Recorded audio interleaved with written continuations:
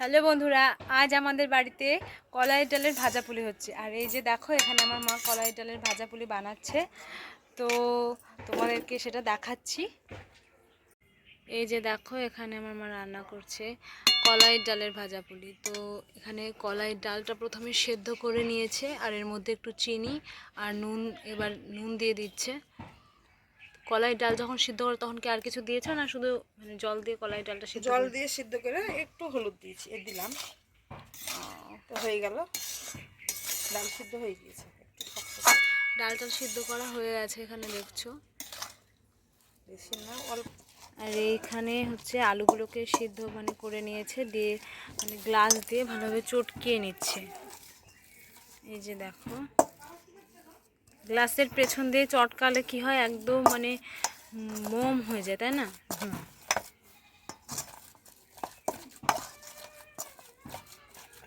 এর মধ্যে ডালটা সেদ্ধ করে রাখা আছে, তার মধ্যে আদা, জিরে আর লঙ্কা বাটাটা দিয়ে দিল।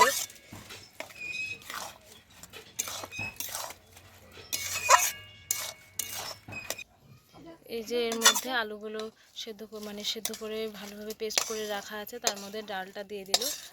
এই যে এখানে দেখো,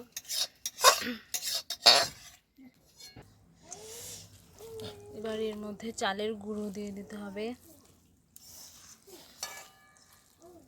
আর দিব, সবটা দিব। দেখো, মাখো আর তারপরে বোঝা যাবে। হাত দিয়ে হচ্ছে না, থাক থাক, আগে মাখি, সবটাই লাগবে। তার মানে এখানে আছে ডাল, আলু 500 গ্রাম হয়ে যাবে। আলুটা আছে, ডালও 500, ময়দাও 500 হয়ে যাবে, সব সমান মতোই লাগবে।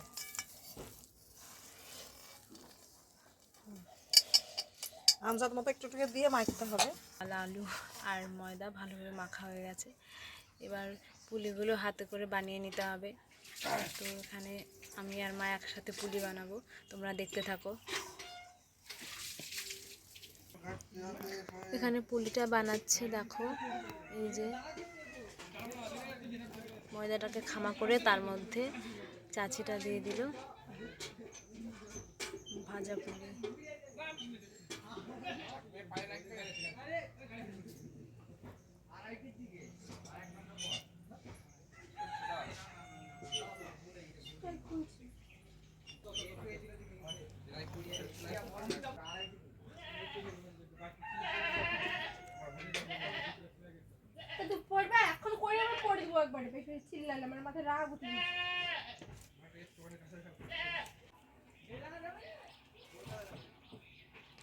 এভাবে সব পুলিগুলো এরকমভাবে বানিয়ে নিতে হবে।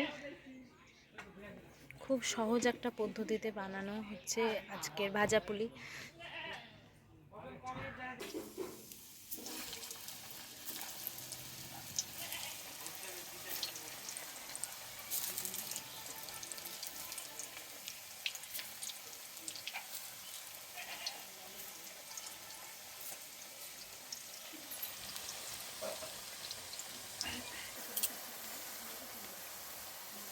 এই যে বন্ধুরা দেখো, আমাদের আজকের ভাজা পুলি, কলাই ডালের ভাজা পুলি রেডি।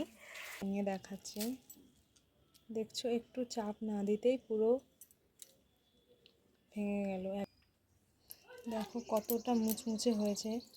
এই যে দেখছো, আমার কাছে কুচুক কুচুক।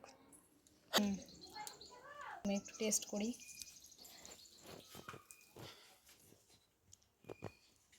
ও গরম।